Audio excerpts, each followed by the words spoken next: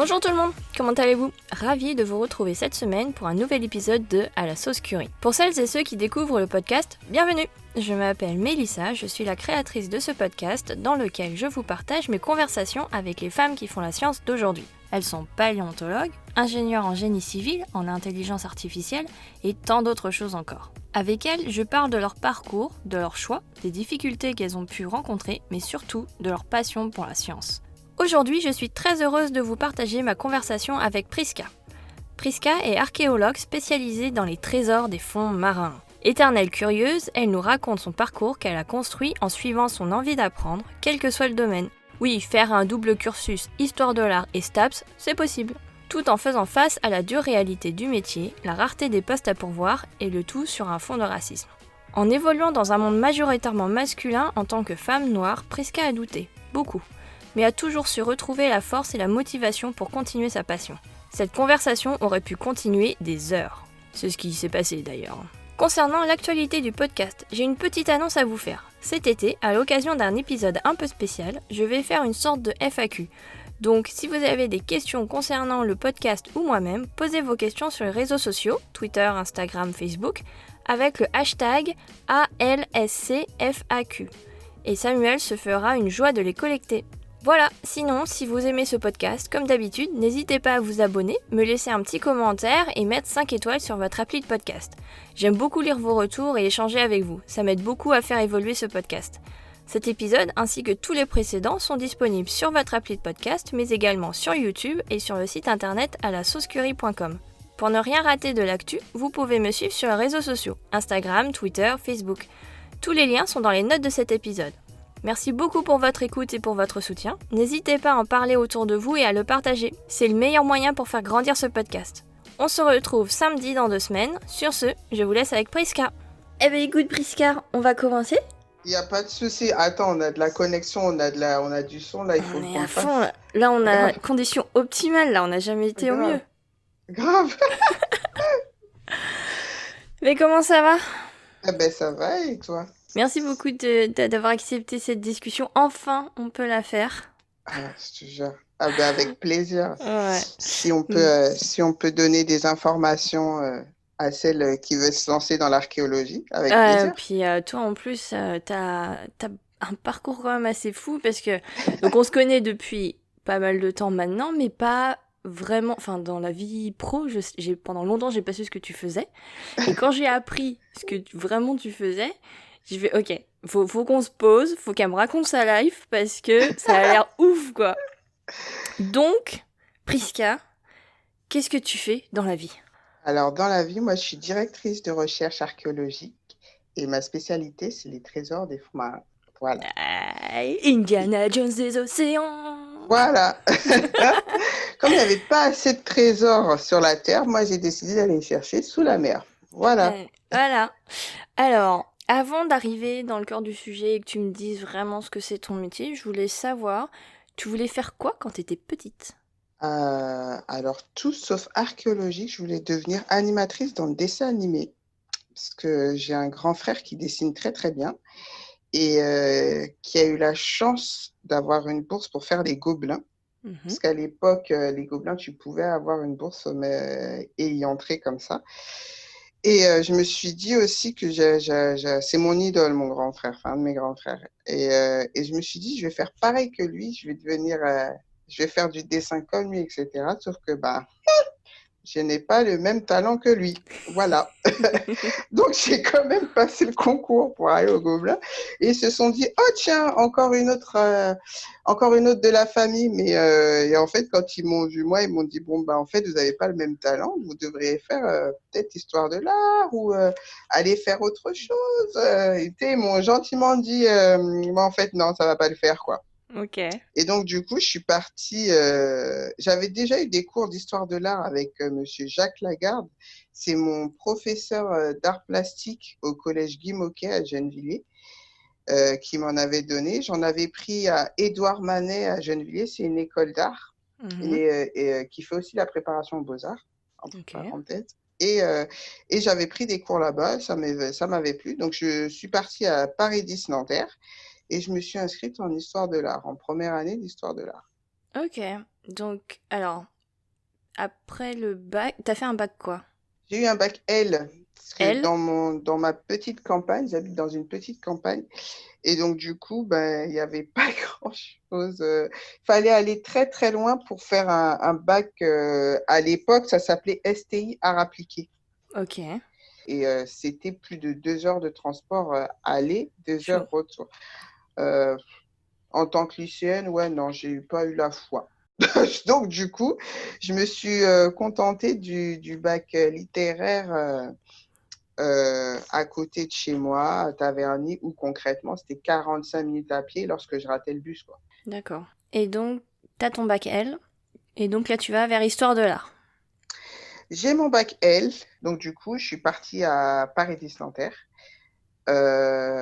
pour m'inscrire en histoire de l'art. Parce que je m'étais renseignée sur des écoles d'archéologie vite fait avec le CIO, Mhm. c'est le Centre d'information et d'orientation. Et sauf que ben, j'ai vu que les écoles d'archéologie coûtaient une blinde, quoi, en fait. Il y a des écoles d'archéologie spécifiques. En Europe, oui. Ah, en Europe, ok. Mm, Mais en, mm. mais en France, En, en fait. en France, il y en a une, si je me trompe pas et si j'ai bon souvenir, il y en a une à Strasbourg. Ok. Mais je crois que non, je pense pas que je te dise de bêtises. Il y a des écoles où c'est vraiment où tu fais de l'apprentissage, quoi. Ok.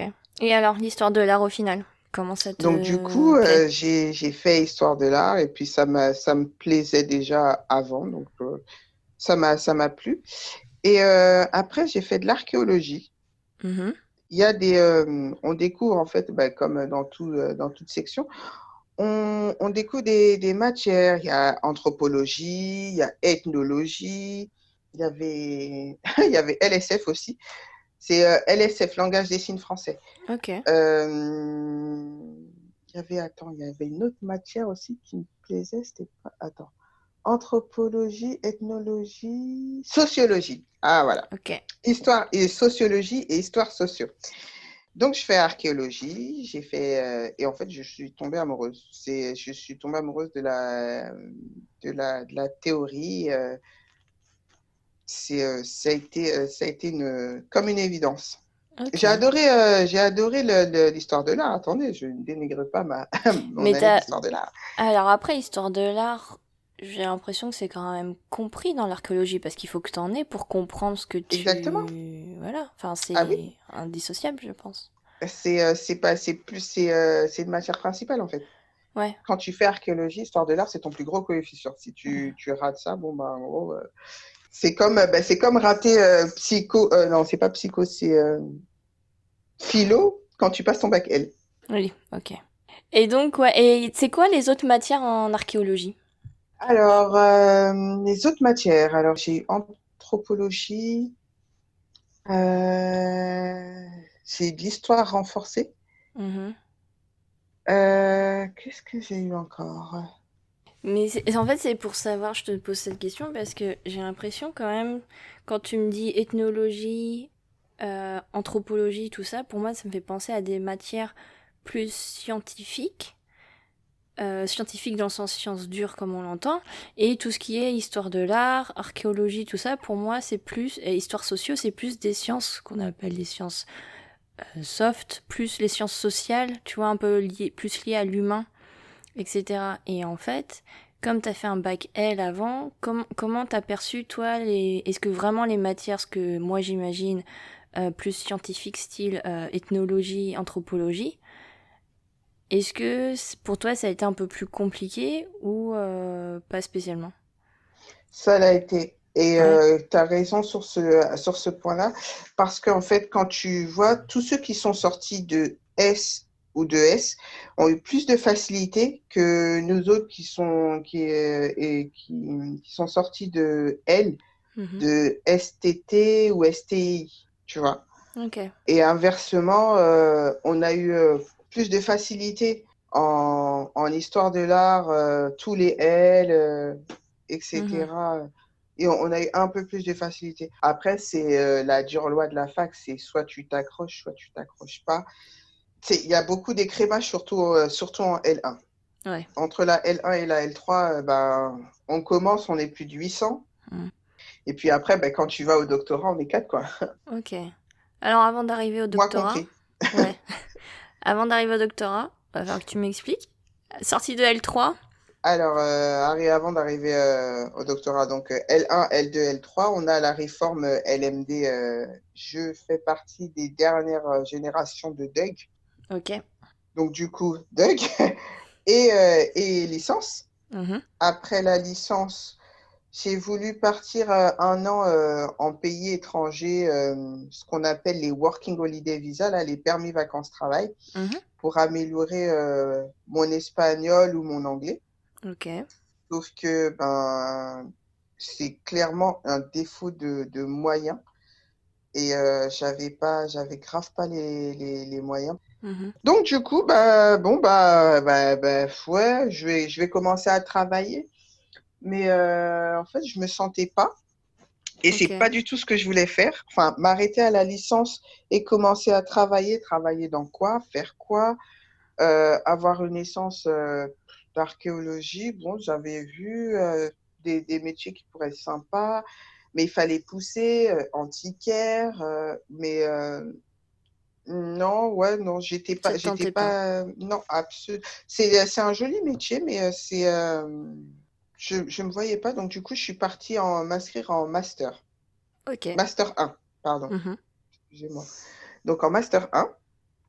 Et puis après, j'ai passé mon master 1, j'ai fait mon mémoire, et après, j'ai fait un master 2 recherche. Parce qu'en France, on a la possibilité de faire un master 2 pro Mhm. ou un master 2 recherche. Mhm. La différence, c'est que bah, ça porte son nom, en fait, le master 2 pro recherche. Tu peux continuer et aller au doctorat. Mhm. Et le master 2 pro, tu es censé t'arrêter et après aller Vers le travailler, monde quoi. du travail. Voilà, exactement. Moi, j'ai fait un master 2 en me disant, je veux avoir la possibilité de continuer si je le souhaite. Ok. Et donc Master 2, Alors Master 1 et Master 2, donc toujours dans l'archéologie. Toujours dans l'archéologie, sauf que en master, je sais pas si vous c'est comme ça, mais nous, on a des stages, je perds mes mots, et pendant quasiment un semestre, quoi. Et en fait, j'ai eu la chance de rencontrer Monsieur Jacques de France, qui a été aussi mon professeur d'histoire. En fait, parce que j'ai fait un double cursus et ça a été mon professeur d'histoire, mais en STAPS, parce que j'ai fait, en rentrant en master, j'ai commencé une licence de STAPS. Voilà, c'est là, elle explique pas tout en fait. Oui, voilà, C'est, hein, n'est-ce pas? Donc tu rentres en Master 1 archéologie et tu commences une licence 1 de STAPS. voilà. Et en fait, STAPS, c'est parce qu'en fait, j'ai toujours fait du sport dans ma vie, Mhm. mais toujours. J'ai fait de la natation, à l'époque ou au collège, je sais pas si ça existe toujours, ça, UNSS. Oui, si. C'est, Je sais ouais. pas. Ah, je sais pas si ça existe encore, mais en tout cas, moi j'en ai fait aussi, ouais. Mm. Ouais, ben voilà, ben j'étais inscrite en UNSS. Je Mhm. me prenais pour Jeanne Azuki dans Jeanne et Serge, parce que j'ai fait du volley juste pour ça. Avec mes sœurs, on a cassé tous les vases de ma mère pour ça. Donc j'ai fait ça, j'ai fait du badminton et tout.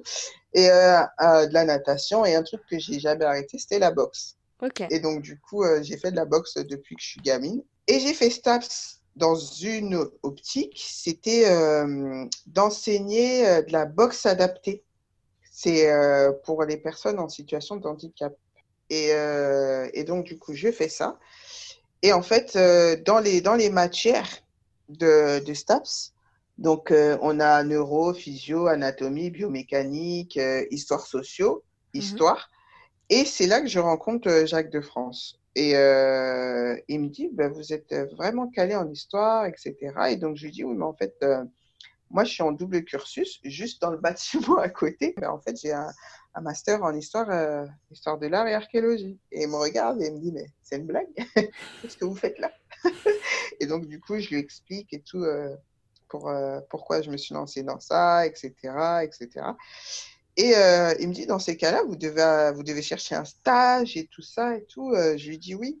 Et ben, il m'a donné le contact, un de ses contacts qui était au musée Quai Branly à Paris, à Mhm. Pont-d'Alma-Marceau. pour ceux qui ne visualisent pas, c'est le musée de Jacques Chirac. Ok. Même avant qu'il me donne ce contact-là, c'est un de mes musées préférés parce qu'il est vraiment très joli. Il y a énormément de choses où c'est vraiment super, super intuitif. Et c'est autant à l'intérieur qu'à l'extérieur, il est vraiment très joli. Et quand il m'a dit ça, il m'a donné son contact. Bon, je le remercie. Et il m'a dit, bah, je vous souhaite bonne chance, autant dans vos deux domaines, de réussir dans vos deux domaines, parce que vous avez deux projets soit très bien distincts, mais qui sont très, très honorables tous les deux. Je ne savais pas encore, par contre, ce que je voulais faire avec mon master, parce que je comptais m'arrêter au master, quoi. Mhm. Au master avec un master d'archéologie, mais je me suis inscrite au moins j'aurai le statut cadre. Bon, voilà. Et là, je contacte Monsieur Muller, c'est le contact de Jacques de France. Je le contacte et en fait, je suis prise en stage et ça a été entre guillemets une révélation dans l'archéologie sous-marine. Mhm. C'est un domaine où il y a très, très, très peu de monde et il y a énormément de recherche. Ok. Et t'as fait, donc pendant ce stage-là, t'as fait que de la recherche ou t'as aussi été sur le terrain? C'est ça, c'est qu'en fait, j'ai eu la chance d'avoir des contacts qui connaissaient des contacts qui connaissaient des contacts. Et, et en fait, on a les premiers temps, on m'a vachement bien accueilli, etc. Ce qui est apparemment très, très rare dans le domaine parce que les places sont chères. Mhm. Il ne faut pas qu'on se mente, mais les places sont très, très chères. Mais je pense on a voulu me miroiter les bons côtés. Ok. Donc, du coup, ben, j'ai été super bien accueillie, etc. Et donc, du coup, j'ai fait de la recherche, ben, les recherches théoriques. Mhm. Et ensuite, j'ai été en plateforme. Et là, ben, là sauf que les recherches en plateforme, c'est les 10%. C'est les 10% les plus géniales de la recherche. Donc ce que C'est, t'appelles recherche en plateforme, c'est sur le terrain. Tu fais la voilà, c'est plongée. sur. Oui, pardon, excusez-moi. En plateforme, c'est sur le terrain. C'est quand justement, ben, vous allez dans le pays, vous vivez sur une plateforme et vous faites de la plongée. Et puis, vous allez avec des drones articulés, vous allez ben, en plongée physique, et puis vous remontez ce que vous êtes capable de remonter. Quand je dis vous êtes capable, c'est parce qu'en fait, ben, le corps humain a ses limites. Donc, Mhm. du coup, c'est des drones articulés, c'est beaucoup de choses qui vont sous l'eau.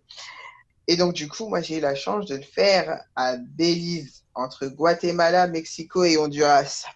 Toujours plus, il faisait un temps magnifique, une équipe au top. Je parlais espagnol comme je parle, je sais pas, farsi, mais vraiment pas du tout. Je pouvais comprendre, mais je parlais Ok. pas du tout espagnol. Et donc, du coup, bah, je m'exprimais avec mon petit anglais scolaire. Eh ben tu t'es quand même débrouillé. T'es resté combien de temps Ben oui, là-bas? je me suis quand même débrouillée. Voilà, je voulais pas partir. Je suis restée un peu plus de 3 mois. Ah oui, donc donc sur ton stage de un semestre, t'as eu 3 mois à Belize sur la plateforme. Ouais, Trop bien. ah, c'était génial. Et 3 mois, c'est une durée longue? C'est la durée moyenne quand tu fais des fouilles sur place ou ça dépend vraiment de... Ça dépend vraiment, mais 3 mois, c'est assez court. Ah ouais? Après, parce qu'après, on est de plus en plus contraint à d'autres choses. Quand tu vis sur plateforme, c'est à respecter l'environnement de l'océan. Donc, du coup, on ne peut pas faire nos plateformes partout, Mhm. malgré que ben, on se batte continuellement en expliquant, ben, en fait, ben, quand on a, comment on dit shipwreck, Euh, un bateau échoué, une Mhm. frégate échouée, qui est à cet endroit-là. On a fait nos recherches là. Oui, mais il y a la migration de telle vague de poissons, de vie sous-marine qui est là. Donc, on ne peut pas faire, par exemple, on ne peut pas faire nos recherches de janvier à février parce qu'il faut respecter ça. Ok. Donc, du coup, on va faire de mars, avril, mai, juin. Sauf que ben, de cette période-là, c'est pas forcément une bonne période parce qu'il y a des ouragans. Donc, et en fait, il y a plein de choses où on est assez contraint finalement. D'accord. Et donc, avec ces contraintes-là, ben, on travaille comme on peut. Et donc, on fait ben, 3 mois là, et ensuite 3 mois, et ensuite 5 mois, et ensuite pour rester au final ben, peut-être un an. Ok. Parce que physiquement, ce que tu appelles une plateforme, ça ressemble un peu à une plateforme pétrolière, sauf qu'il n'y a pas Voilà, ce gros forage qui a exactement, au fond de la mer, c'est juste une plateforme pour y vivre exactement, et abriter toute l'équipe de recherche. exactement. C'est Ok. exactement ça. Ah ouais, donc il y a des moyens quoi pour à chaque fois que vous allez sur le terrain quoi. Parce que juste pour le temps de la construire, de ramener tous les équipements, etc., les ravitaillements, enfin c'est C'est fou. c'est pas tout le temps qu'on a la chance de vivre sur plateforme, hein. Ça, c'est une fois tous les. C'est pas tout le temps. Pour une première expérience, Oui, t'as eu la totale quoi. voilà, je t'ai dit, ils m'ont fait miroiter le plus beau, le plus. Parce qu'après, pour de vrai, ça se passe pas comme ça. Parce que quand tu vas beaucoup plus tard, t'es pas tout le temps sur plateforme. Tu fais tes allers-retours en bateau, hein, et puis tu Mhm. plonges à l'endroit, et puis voilà. C'est soit on a plus ou moins de grands bateaux, mais non, là, ça a été la cerise sur le gâteau. Là, ils m'ont fait miroiter, mais le plus beau de la recherche, quoi. C'était génial. C'est Et, génial. et donc c'est bon, t'es conquise, Ah ouais, non, je suis tu conquise. continues la recherche. Ah ouais, non, mais là, c'est bon, quoi. Je me dis, non, mais moi, je veux faire ça. Ben, écoutez, il faut faire soit un doctorat, soit vous faites encore un an et ensuite vous spécialisez dans une. Mais vous pourrez occuper que tel ou tel poste. Et en fait, je me dis quoi? Ben, franchement, je suis assez jeune, donc pourquoi pas continuer. Et donc, du coup, Master 2 et puis doctorat. Parce que concrètement, à 25 ans, j'ai soutenu ma thèse. Et à 26 ans, parce que je suis née au mois de janvier. Mhm. Donc, du coup, à 26 ans, j'ai été publiée et j'avais un doctorat, quoi. Alors attends, parce que tu vas un peu trop vite là. Là, t'as fait ton stage de M2 Là, j'ai fait mon stage de M1, M2 et ensuite doctorat. Alors comment tu rentres en doctorat? Et où est-ce que tu le fais? à Paris 10 Nanterre. Ok, toujours.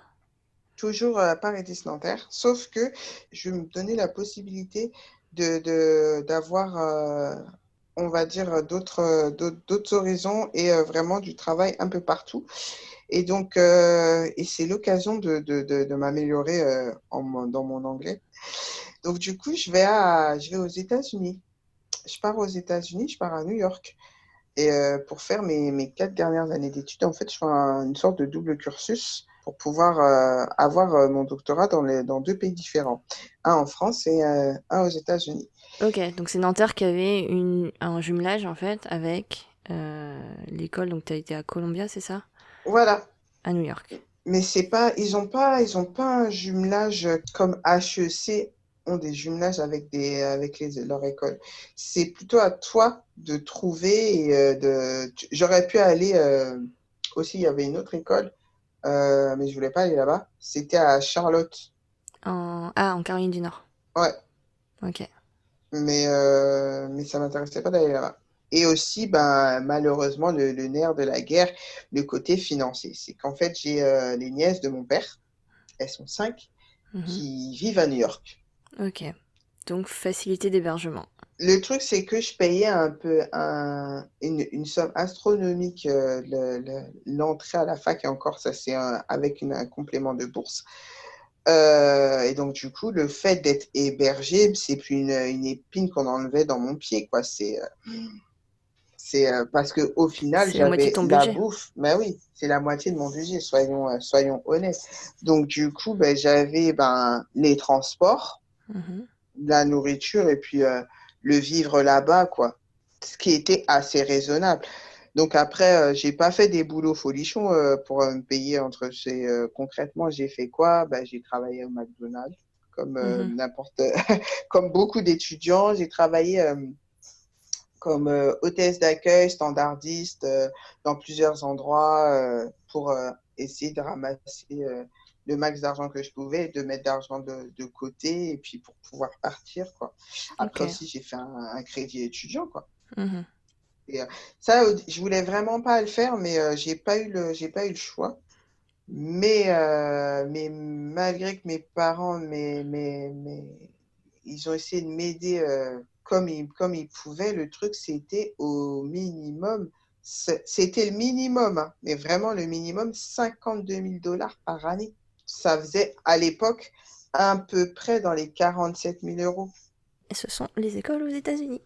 Et ça encore, c'est avec une scholarship, quoi. Enfin, Mhm. j'ai pas eu la totalité. Donc tu crédits tout ça, mais tu vas quand même. Et ouais, ben ouais, donc du coup, Donc tu fais quoi, le- 4 ans le- là-bas, c'est ça? ouais, j'ai fait. En fait, j'ai pas fait 4 ans de thèse. C'est que la première année, ils te font faire une sorte de remise à niveau pour voir si tu es capable de suivre les cours et de suivre L'anglais. ouais. Hmm. Donc, du coup, j'ai payé une année d'anglais. Donc une année d'anglais et 3 ans de thèse. Voilà. Et c'était quoi le sujet de ta thèse? Alors, moi, le sujet de ma thèse, vous pouvez la lire, hein. C'est la demande de Catherine de Médicis à Michelangelo Buonarroti. J'ai écrit ma thèse sur la chapelle Sixtine. Alors, quel est le rapport de la chapelle Sixtine et pourquoi aller à New York pour ça? Oui, mais tout le monde me dit, Mais oui! mais vous aussi, réfléchissez. Pourquoi aller à New York? Mais parce que eux, ils ont des moyens inconsidérés.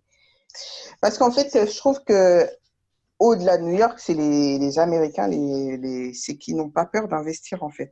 Mhm. Dans la recherche, dans quoi, ils ont absolument pas peur d'investir. Donc du coup, Et donc, comment se passe ta thèse à New York? je passe ça. Je passe 6 mois, 6 mois à New York, 6 mois en France, 6 mois à New York, 6 mois en France.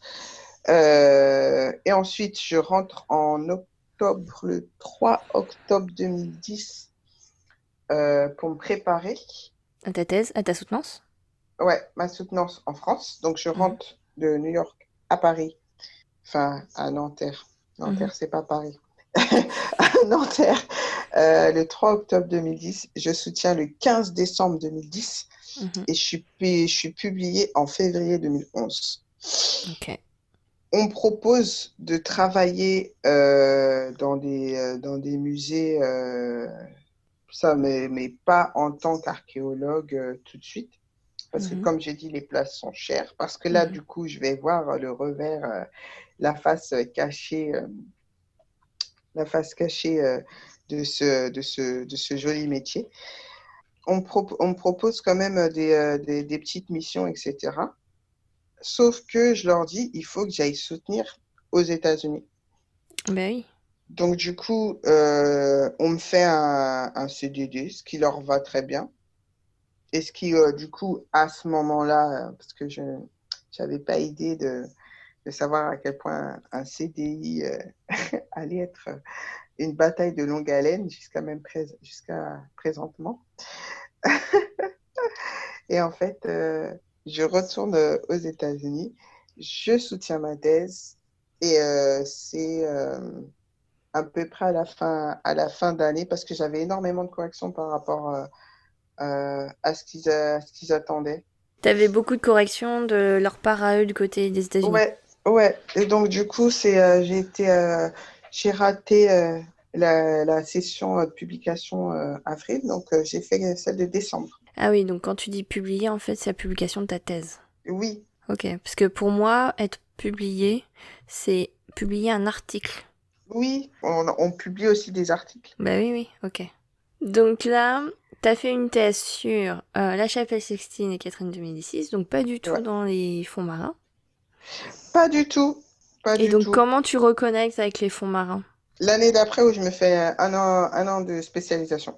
Alors, donc après ta thèse, tu te fais un an de spécialisation. Ouais, j'ai pas travaillé parce que je veux justement travailler dans ça et je veux absolument prendre le temps et la formation parce que j'avais du coup 26. Je me disais, j'ai la vie devant moi, je suis pas vieille. Même si Mhm. mes petits-neveux me disaient que j'étais vieille, c'est pas grave. Et que je pensais pouvoir y arriver, etc., etc. Donc du coup, pourquoi pas? Que je sais pas combien de temps ça dure, etc. Donc je fais un an de spécialisation, Mhm. dont je l'ai fait dans les calanques. Très beau là-bas. Et donc là-bas, tu te spécialises par rapport à quoi? Par rapport à la plongée?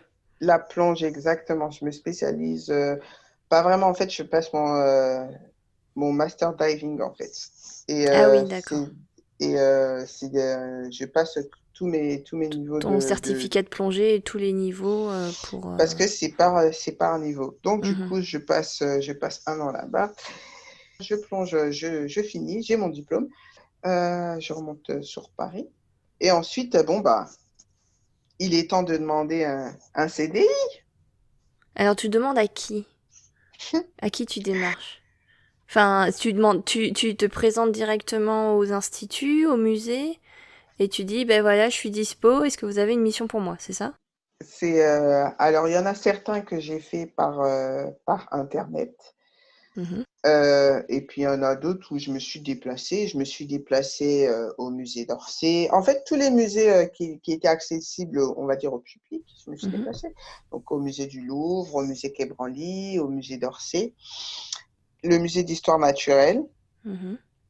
Et puis, il y a d'autres instituts de recherche qui n'ont pas, c'est pas du tout des musées, c'est de l'art, c'est du coup de la recherche. Mhm. J'ai fait des entretiens, premier entretien, deuxième entretien, troisième entretien, et pour après déboucher sur un CDD. Mhm. Mais malheureusement, la réponse a été non. Nous n'avons pas le budget. Non. Ok. Ça a été très, très souvent, malheureusement, cette réponse-là. Donc, du coup, c'est bon, bah, ok. J'ai 26 ans, c'est pas grave. Je vais, euh, je vais attendre. Je vais faire autre chose, etc. Mais j'avais pas envie d'être comme beaucoup de personnes qui ont des gros diplômes avec et qui travaillent pas au McDo Mhm. sans les dénigrer, bien sûr. Mhm. Je retourne voir pour dire bonjour Jacques de France. Mhm. Et Jacques me dit, ah, mais j'ai tel et tel contact si tu le souhaites. Et en fait, en une semaine, j'avais une mission, première mission, mais c'est de la mission théorique. Donc, pas de plateforme, pas de plongée. Et, bien sûr, je m'attendais aux 90% de charbonnage avant d'avoir les 10. Mhm. Donc, du coup, j'ai mon premier CDD en aide archéologique. Ah ben oui, Ok. c'est pas la fête au village, Oui, quoi. t'es pas tout de suite employé en tant que chargé de recherche, même si t'as un doctorat, etc. Ouais. Est-ce qu'il y a le système de postdoc chez vous? Oui, plus ou moins, ouais. Ouais. Et donc ça, aide archéologique, c'était pas... Tu voulais pas faire de postdoc? Ou c'est qu'il y Ah, avait pas de poste de postdoc? Il y avait pas un, j'en voulais pas, et puis deux, là où ils n'avaient pas ce poste-là, en fait. D'accord. Mais en premier lieu, j'en voulais pas. Donc, ouais, j'ai été trop prétentieuse en me disant non, j'ai eu mon doctorat, j'ai souffert pour l'avoir, donc je veux avoir ça. Mais en fait, non, cocotte. Je voulais peut-être un peu brûler les étapes. Ouais, parce que, enfin, dans la bio et dans beaucoup d'autres matières, il y a quand même le côté, t'as ton doctorat, faut que tu fasses un postdoc avant d'avoir un post, voire un ou deux postdocs, avant d'avoir un poste de chercheur, vraiment, quoi, tu vois. Est-ce que c'est un peu le même système aussi que si Mm. tu veux espérer être chercheur et avoir un poste, est-ce que l'étape de postdoctorat est obligatoire ou pas? Je n'utiliserai pas le mot obligatoire, mais oui. Très recommandé, quoi. Ouais, voilà. Mm. Malheureusement, il est chaudement recommandé, même plus que chaudement. Mais ouais, tu es obligé d'en faire d'en faire avant. Ok. Et donc, du coup, ben, je passe mon CDD, ça se passe bien. Je me heurte à une réalité du monde du travail, des collègues, du CDI, enfin, du Graal, quoi. Mhm. Du Saint Graal tant cherché. Bon, mais je me dégonfle pas. Pour l'instant, j'apprends énormément de choses et j'emmagasine énormément et ça me plaît toujours, même il y a des choses à laquelle je suis pas forcément d'accord, euh, où je pense qu'on pourrait faire autrement, mais en fait, je ne suis pas payée pour penser, mais pour exécuter. Alors, tu veux dire dans la manière, dans ta mission de recherche, Ouais, que tu aurais voulu faire autrement, enfin, tu avais d'autres idées d'approche, ouais, mais on t'a pas spécialement écouté, quoi. exactement. Ok. Donc, du coup, je vais pas dire que ça m'a traumatisé, mais ça m'a marqué. Ça t'a refroidi. Ouais, ça m'a refroidi un petit peu, etc. Donc, ça se passe. Mon CD de fini. Bon, merci, merci beaucoup, au revoir. Et en fait, j'en enchaîne beaucoup, comme ça. Et Ok. j'en enchaîne pendant 3 ans, Et toujours en aide archéologique? pendant 2 ans en aide archéologique, 1 an en tant qu'archéologue. Ok. Donc quand même, au bout de 2 ans, t'arrives à Mm, avoir quand même un poste d'archéologue ouais, chercheur. ouais. Ok. Ensuite, je pars réaliser une recherche sur l'art de l'islam. Donc, je pars dans les pays des Émirats arabes. Mhm. Ça a été une expérience, c'était une de mes premières expériences et Dieu seul sait que c'était difficile. Ça a été difficile, mais pas tant, tant dans l'approche de la recherche dans le pays. Ça a été très compliqué. Niveau législatif, tu veux dire? Ben, je suis une femme. Et Ah. oui, c'est un. Ah oui, les filles, hein, j'aurais été un homme, je pense que ça, enfin, ou un de mes collègues se serait déplacé. Il n'aurait pas eu autant de bâtons il n'aurait pas eu dans les roues, pardon. Il n'aurait pas eu autant de difficultés. C'était compliqué. C'était compliqué. Parce que quand tu pars dans ces pays-là pour ta recherche, tu pars toute seule ou tu pars en équipe? Alors, je suis partie toute seule et une équipe m'a rejointe, mais bien longtemps après, en fait. Ok. Et il y avait, mais c'était pas une équipe exclusivement de femmes, hein. C'était mélangé. Il y avait des hommes et des femmes, et les femmes, nous n'étions pas logées à la même enseigne. D'accord. Donc, on revient en France. Donc, bon, après ça, on continue. On montre notre expo sur Paris, et ensuite, on exporte cette expo-là au Musée national de Séoul. Ok. Et j'ai la chance d'aller vivre 1 an, étalé sur 2 ans en Corée. Et ça a été une des expériences les plus géniales. J'ai rencontré des personnes géniales et tout. C'était vraiment super. C'est un pays que j'adore, la Corée du Sud. Et j'ai même pensé à m'installer là-bas tellement j'ai adoré les rencontres et le pays, la mentalité, etc. À qui le dis-tu? Ah ouais, non, mais. Donc, tu as fait une exposition sur la culture islamique, sur l'art islamique, Ouais, une exposition que tu as faite sur Paris et que là, tu exportes au musée de Séoul. ouais. Et donc, Ok. du coup, et ensuite, j'ai voulu la promouvoir dans d'autres villes, mais au niveau des capacités d'accueil, parce qu'il y a une autre ville en Corée où j'avais entendu parler, c'était Busan. Mais sauf que la capacité d'accueil n'était pas bonne pour l'expo. Donc, du coup, ben, elle n'est restée qu'à Séoul. Ok. Et donc, alors, comment que ça se passe, ce genre de choses? C'est toi, toute seule, ou t'as une équipe Ah non, de j'ai une com avec un équipe. soutien de musée derrière pour pouvoir exporter cette exposition? Oh, j'ai une grosse équipe de com. C'est à eux de faire toutes ces recherches-là. Et après, sauf que moi, c'était mon premier bébé, quoi. Enfin, Mhm, entre guillemets, mon premier bébé à moi, rien qu'à moi. Donc, du coup, j'ai voulu faire plein de choses, plein de choses. Et en même temps, j'apprenais, quoi. mhm. Même si c'était pas, je ferais jamais ça et c'était pas à moi de les faire. Mais ce qui ne m'empêche pas parce que j'aime de manière générale, mais c'est vraiment apprendre. C'est depuis que je suis petite, j'aime apprendre la musique, les langues, les arts, tout. Mhm. Et donc, enfin, tout ce que je peux, ça va bien me servir un jour. Je ne sais pas encore à quoi, mais ça va bien me servir un jour. Et en fait, ben là, j'ai appris.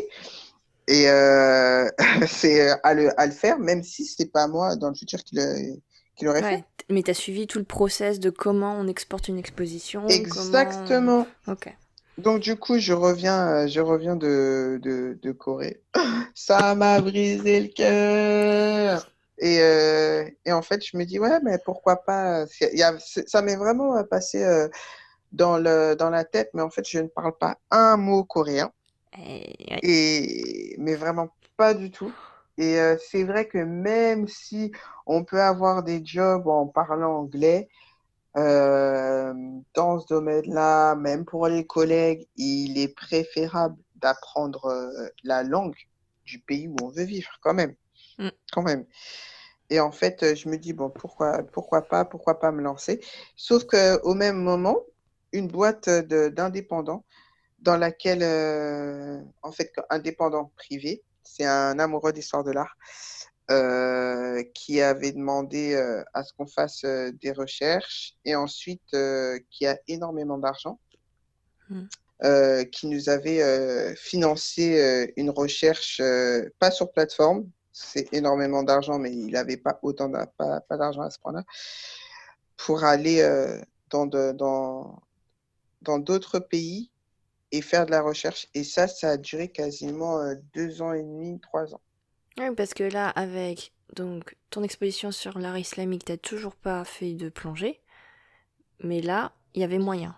Voilà, Ok. exactement. Et donc, du coup, bah, j'y suis. Bah, je leur ai dit que j'étais dispo à telle date, que en gros, mon CDD allait finir à telle date. Donc, si vous voulez m'attendre, parce que je voulais pas démissionner et partir n'importe comment, juste pour avoir une autre mission, etc., même si les places étaient très, très chères.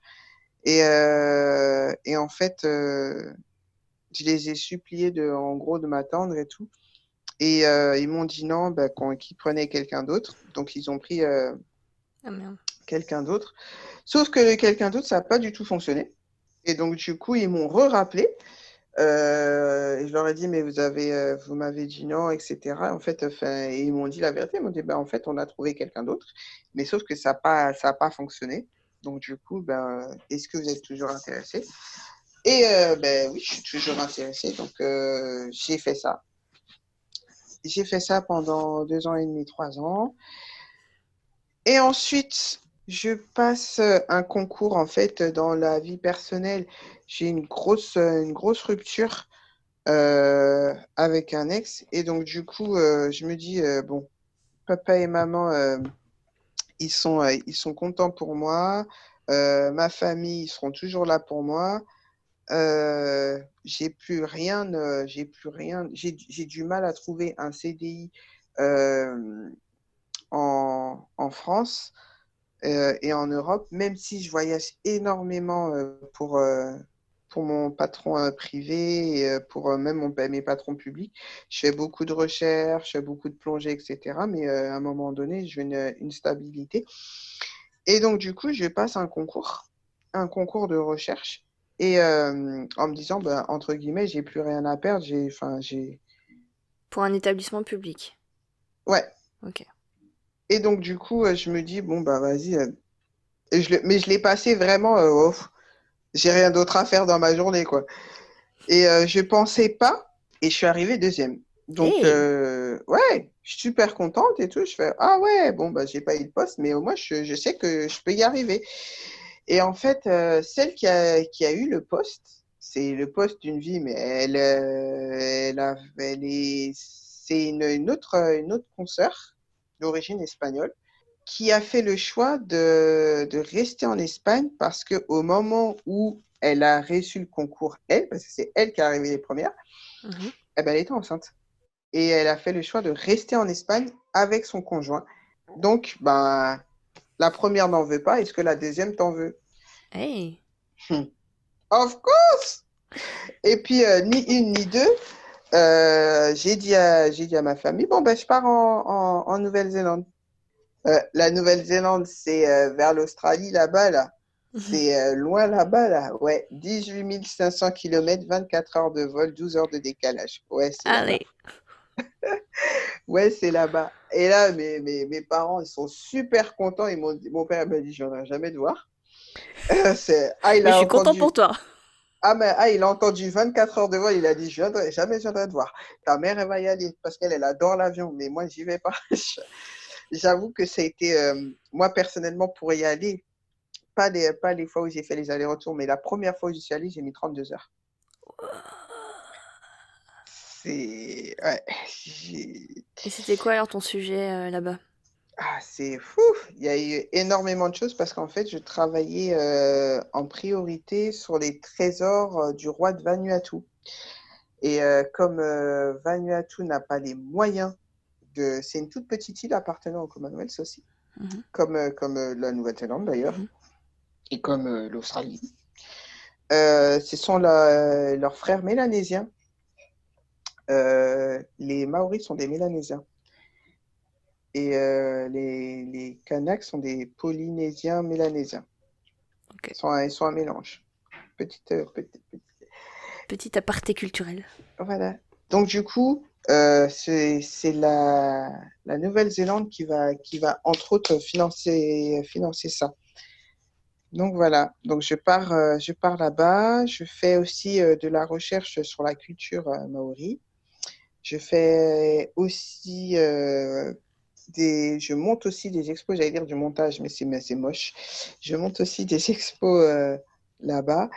Et franchement, ça a été pratiquement 2 ans, un peu plus, un an, un peu plus d'un an et demi. 2 ans super, où vraiment, ben, là où on a fait de la plongée, là où j'ai rencontré énormément de gens avec lesquels je suis encore en contact. Parce que du coup, j'ai dû revenir en France en fin 2017-2018. Et puis après, ben, je suis là, on est en 2020, et puis je suis encore là, et je pense à repartir. Parce que alors pourquoi t'es rentré? Je suis rentrée pour plusieurs raisons. Je devais faire des recherches aussi qui n'ont pas forcément à voir avec l'archéologie sous-marine, mais c'est sur la peinture flamande. Ok. Et ben, ça, c'est plus en Europe, Ouais. et même aux Pays-Bas et en Belgique. Alors, ce que je comprends pas, c'est pourquoi il fallait. Est-ce qu'il fallait que tu fasses de la recherche sur l'art flamand, la peinture flamande, ou c'est toi qui as décidé Ben, c'était soit mon collègue, soit moi, et vu que moi, je parle français, et deux, que je suis européenne, j'y suis allée, quoi. Mais c'est, enfin, ce que je comprends pas, c'est quel est le rapport avec la recherche des trésors du roi de Vanuatu. Ah non, c'est une autre recherche annexe. Ok, alors, ah oui. Donc en fait, tu peux avoir un sujet principal, Oui. avoir un concours pour, mais tu peux faire aussi plein de recherches annexes. Mhm. D'accord. Mais donc ces recherches annexes, c'est une mission que quelqu'un t'a Mm. donnée ou c'est toi-même qui y va? Non, ça, c'était du privé. D'accord. Et donc en fait, c'est des missions que les gens viennent te chercher toi ou que t'as vu et tu t'es dit oh bah tiens, il y a eu un appel d'offres et ça m'intéresse, j'accepte. Tu peux avoir deux sortes. Tu peux avoir l'appel d'offres et puis tu peux avoir la connaissance. Tu peux avoir Sam qui connaît Malika et qui dit, et Sam est un amateur d'art, mais qui dit, mais en fait, Malika ne peut pas, et en fait, Je vais donner ça à Mélissa et Mélissa, bah, elle va y aller et puis elle va faire cette recherche. Ah oui, ok. Donc par contact, en fait, Mm, tu peux recommander en fait quelqu'un. mm. Ok. C'est ce qui se passe beaucoup, beaucoup dans le privé. Les Ok. recommandations. Mm, D'accord. Et donc là, tu rentres en France. Donc tu mets de côté un peu la recherche sur les rois de Vanuatu. mm. Et donc là, tu rentres pour étudier la peinture flamande, c'est ça? Oui. Ok. Là, t'es resté dessus parce que cette mission te demande plus de temps ou Mais ça me demandait beaucoup plus de temps et en fait, j'ai découvert beaucoup plus de choses. Après, il y a le côté personnel aussi qui est rentré dedans Mhm. par rapport à mes parents, parce que mes parents sont assez âgés. Et donc, du coup, je démissionne pas, mais je leur demande un break en Nouvelle-Zélande. Et en fait, mon concours, n'importe quoi, mon poste est remplacé parce il faut le remplacer. Mais si demain, on va dire, j'y retourne, je l'ai. Ok, Parce que d'accord. j'ai encore 2 ans. Donc là, il y a quelqu'un qui te remplace sur cette recherche. Mm, mm. Ok.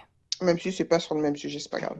Ok. Ah oui, donc en fait, peu importe le sujet que tu choisis, tant que c'est en rapport avec quelque chose avec la Nouvelle-Zélande ou les rois de Vanuatu, non, c'est ça? Oui, Ok. Et donc voilà. c'est un sujet large. Et après, dedans, c'est toi qui choisis vers quelle direction, voilà. Tel bateau qui a coulé à ce moment-là, ou tel trésor dans la montagne, choses Et il comme y ça, a quoi. tellement, ben, c'est plus ce qui a coulé parce qu'en fait, Oui. il y a énormément, malheureusement, la Nouvelle-Zélande, partie de la Nouvelle-Zélande, vers Christchurch et Keikoa, sont pris de séismes année après année. Mhm. Et ben, sauf qu'à l'époque, ils ne savaient pas ce que c'est que des tsunamis, des séismes, etc. Donc, il y a énormément de choses, de fragates qui ont coulé, Ok. des fragates de présents, etc., etc. Et donc, du coup, il y a énormément de choses et d'histoires et de trésors à remonter, raconter et à chercher. Ouais, donc c'est bien ce qui me semblait. Ta vie est passionnante. Merci. Et donc là, tu fais quelle recherche? T'es toujours sur la peinture flamande là en ce moment? Pas du tout, pas du tout. On a fini ce que le privé nous a demandé.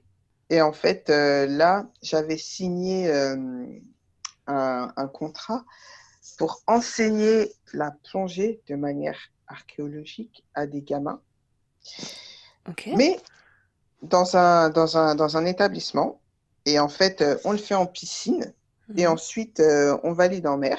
Pourquoi je dis de la plongée archéologique? La plongée, ça reste de la plongée. Les plongeurs seront peut-être insurgés. C'est qu'en fait, il y a des spécificités. C'est comme les plongeurs sur plateforme métallique, les plongeurs qui font de la métallurgie, des trucs comme ça, des plongeurs soudeurs.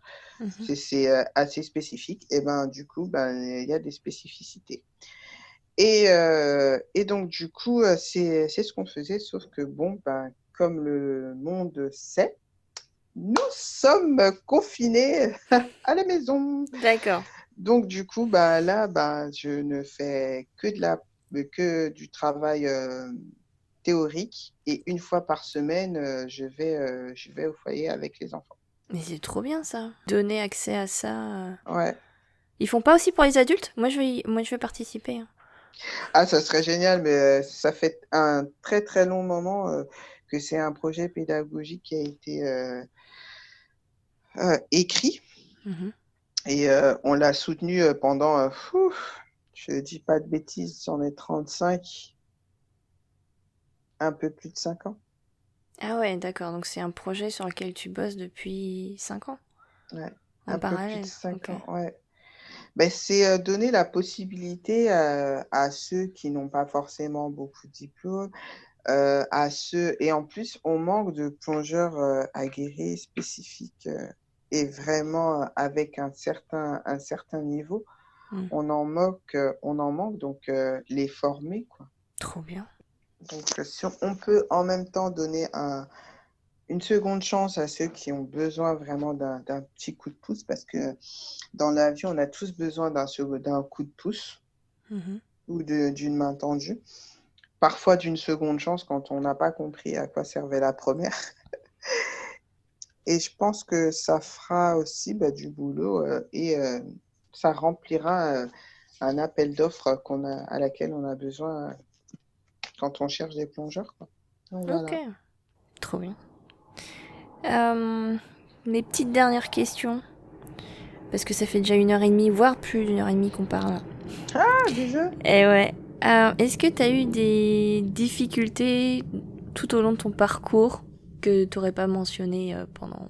Ah, des difficultés, c'est les difficultés liées à la recherche et au poste. Je pensais pas. Quand on est lycéen, on est peut-être un peu rêveur. On est peut-être un peu beaucoup rêveur. Et on se prémâche une vie vraiment comme sur du papier à musique. Donc concrètement, je vais avoir mon bac, je vais avoir ça comme boulot et puis je vais faire ça, quoi. Et puis je me suis jamais dit, enfin je me suis jamais dit que je vais me heurter à avoir un CDI, à ce qu'on me dise autant de fois non, ou à ce qu'on me dise carrément non, mais en fait vous êtes une femme. Je crois Mhm. que c'est la réponse la plus blessante qu'on m'ait jamais dite.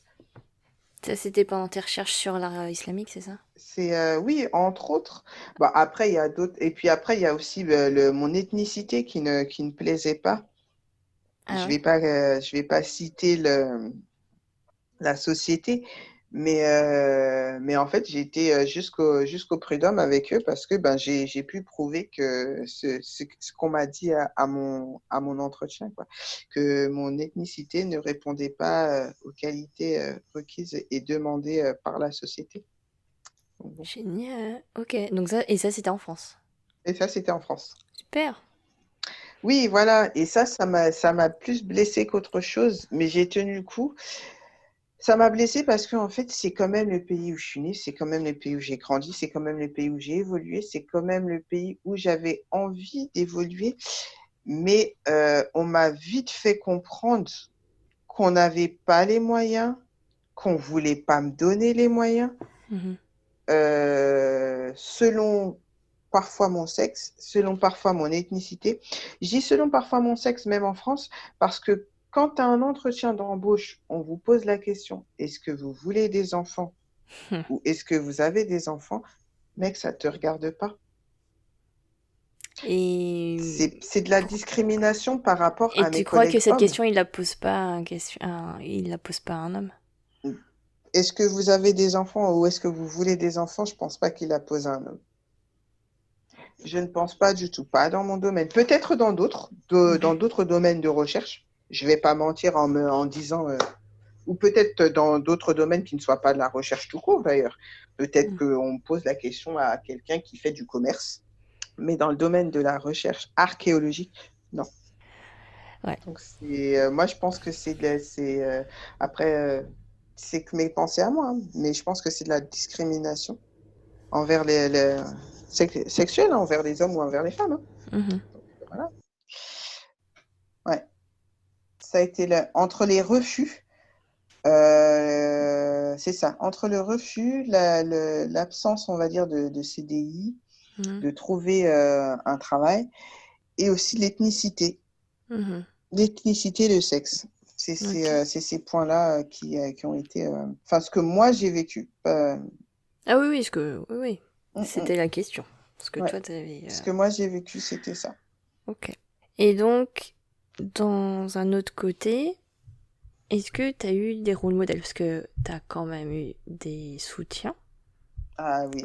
Quel rôle modèle t'as eu au long de ton parcours justement pour tenir, pour garder ta motivation? Ils sont pas forcément dans l'archéologie, mais un qui est en histoire, ça a été mon mentor, mon monsieur Jacques de France. Mhm. J'ai aussi Gabriel Barbier, qui lui est conservateur et qui vit à Aachen. Mhm. en Allemagne. Désolée pour la prononciation pourrie. Non, non, si, c'est comme ça Et que je l'aurais dit aussi. Aix-la-Chapelle en français. voilà. Mhm. J'ai eu aussi Stéphane Pavard. C'est un milieu il n'y a pas beaucoup de femmes. Donc, Mhm. du coup, bah, mes modèles ou ceux qui m'ont permis de tenir sont malheureusement, heureusement que des hommes. Et c'était pas forcément des rôles modèles féminins que je te demandais, c'était qui, voilà. Et encore, ta réponse montre que, bon, effectivement, ça manque de femmes Oui, dans ce domaine. Donc, exactement. Mais j'espère que la nouvelle génération, il y aura plus de femmes. et autre que dans l'archéologie, c'était quoi tes inspirations? Alors, il y a une femme qui s'appelle Shina Donia. Je sais pas si vous avez Instagram. Bah, à l'époque, c'était pas Instagram, hein, c'était Facebook. Il y avait aussi les blogs. Mhm. Mais je sais même pas si ça existe encore, les blogs, mais enfin, bon, bref. Oh, bah, tout Et reste sur Internet, hein. oui, bah oui, mais en fait, c'est une entrepreneuse africaine, gabonaise, et aussi qui donne des cours sur le mindset, de la confiance en soi, etc. Ok. J'ai énormément fait de développement personnel. En fait, c'est une amie de ma mère. Ça, Mhm. c'est son copine depuis des siècles. Elle est gynécologue et elle fait aussi du développement personnel à titre vraiment personnel pour elle.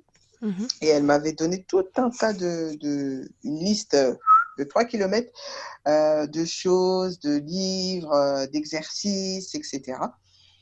Et en fait, c'est lors d'un refus, un énième refus où j'étais complètement frustrée, où je doutais de mes Mhm. capacités.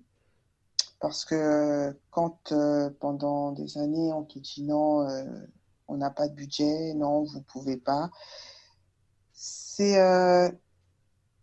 t'en reviens au fait, mais ce qu'il y a dans ma tête ne prime pas, ou je suis si idiote, ou on m'a donné un diplôme vraiment parce qu'on avait pitié, ou enfin, il y a enfin, j'ai des grosses remises en question sur laquelle, enfin, où j'y arrivais pas, quoi. Parce que Mhm. échec sur échec et des refus sur refus, je les vivais vraiment comme un échec, etc. Mhm. Et en fait, euh, c'est cette amie-là qui m'a donné plein d'exercices, de livres et de recettes et de choses à faire. Et en fait, je me suis beaucoup documentée. J'avais lu un livre, c'est Louise Lahaye, La force est en vous, Ok. que je lis assez régulièrement. Je l'ai lu une fois, deux fois, et en fait, je le lis de manière assez régulière. Ok. Mais il y en a tellement. C'est Robert Kiyosaki aussi, qui a écrit pas mal de livres aussi sur le développement personnel. Bon, lui, il l'a fait sur comment devenir riche, mais bon, moi, c'est pas, ça m'intéresse pas spécialement C'est d'être pas ton riche but? pécuniairement. Ouais, voilà, c'était pas mon but en fait. C'est comme penser comme un millionnaire. Euh, Franchement, bon, pour celles ou ceux qui veulent devenir millionnaires, allez-y, lisez-le jusqu'au bout. Mais vraiment, le prélude et vraiment les premiers chapitres, au-delà de penser à être millionnaire, est extrêmement bien pour la confiance en soi et le développement personnel. Ouais. Ok. Eh ben, Et merci pour après, ces recommandations. Non, si entre t'en as autres, hein. d'autres. Bah après, en fait, j'ai commencé la sophrologie et le yoga Bikram. C'est Ok. du yoga dans une salle chauffée à 30-40 degrés, en fait. Et en fait, il y a plein de choses j'ai fait plein de trucs comme ça. Donc voilà, j'ai fait ça, j'ai beaucoup lu, je me suis remise en question et en fait, se remettre en question, mais de manière positive. et pas négative. Et il y a une grosse différence. Parce que quand je me remettais en question, parce que j'étais frustrée, c'était de manière négative. Or qu'en parlant avec Monsieur de France, ça a été de manière positive. En parlant avec Catherine, l'amie gynécologue de ma mère, ça a été de manière positive et constructive.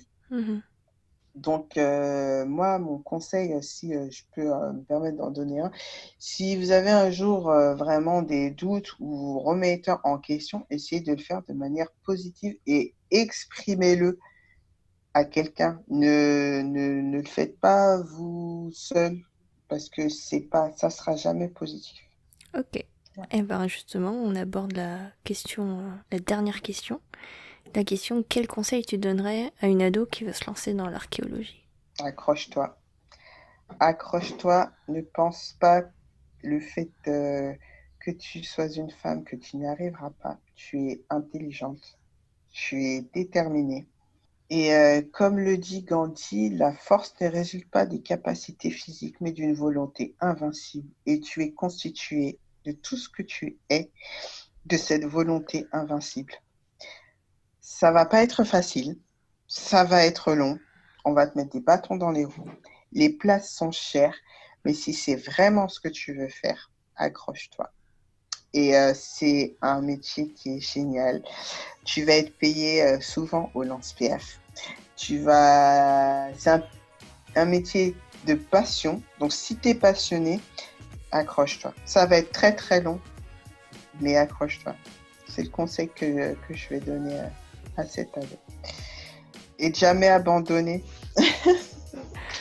Merci beaucoup, Prisca, pour ces conseils et toute cette discussion. C'était trop cool.